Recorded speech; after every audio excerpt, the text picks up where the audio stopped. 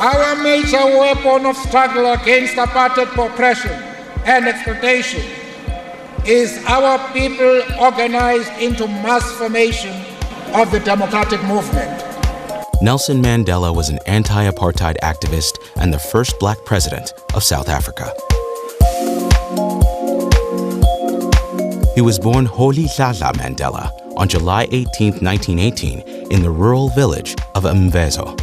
A descendant of the Tembu royal family, Mandela's father served as a local chief and counselor to the king. His devout Christian mother enrolled him in a Methodist school, where he was given the English name Nelson. After his father's death, the 12-year-old Mandela was brought to the center of the Tembu monarchy to be raised by the king's regent. Living among the royal family exposed Mandela to powerful examples of black leadership that remained a source of influence throughout his life.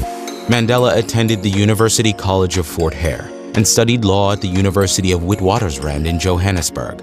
The school's only black student and a frequent target of racism, Mandela soon began to immerse himself in the world of radical politics. In 1944, he joined the African National Congress, an anti-colonialist political party that fought to enfranchise and empower the black population living under an oppressive white authority.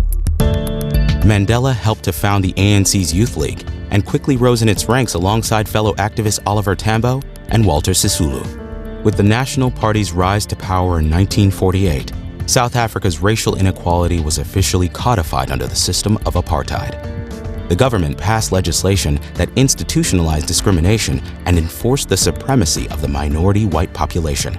Mandela and the ANC fought back, launching the Defiance Campaigns of 1952, a series of nonviolent direct actions uniting black, Indian, and communist coalitions through coordinated civil disobedience. The National Party swiftly cracked down on their efforts, jailing Mandela and banning him from the ANC. Before long, the campaign had died out. In 1956, Mandela and 155 colleagues were tried for treason. While they were ultimately acquitted, Mandela became convinced that apartheid would not fall without armed resistance.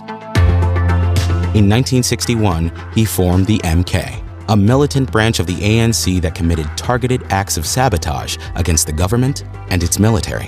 The MK's guerrilla tactics were effective, but in August 1962, Mandela was captured.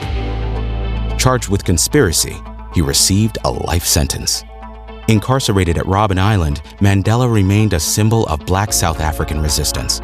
During his years behind bars, he continued his fight on a smaller scale, organizing against the prison's inhumane conditions through demonstrations and teach-ins. Calls for Mandela's freedom gradually built up global support, and South Africa's government buckled under growing pressure. Finally, in 1990, after 27 years, Mandela was released from prison. South Africa held its first open elections in 1994. The African National Congress, led by Mandela, won in a landslide. As president, Mandela prioritized national programs that expanded access to social services, education, and housing.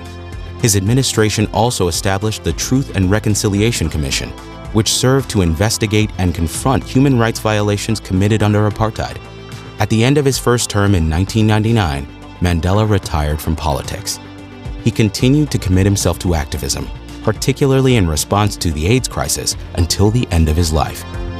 In 2013, Mandela died of a respiratory infection at age 95. He still stands as both the father of his nation and an international symbol of hard-won liberation.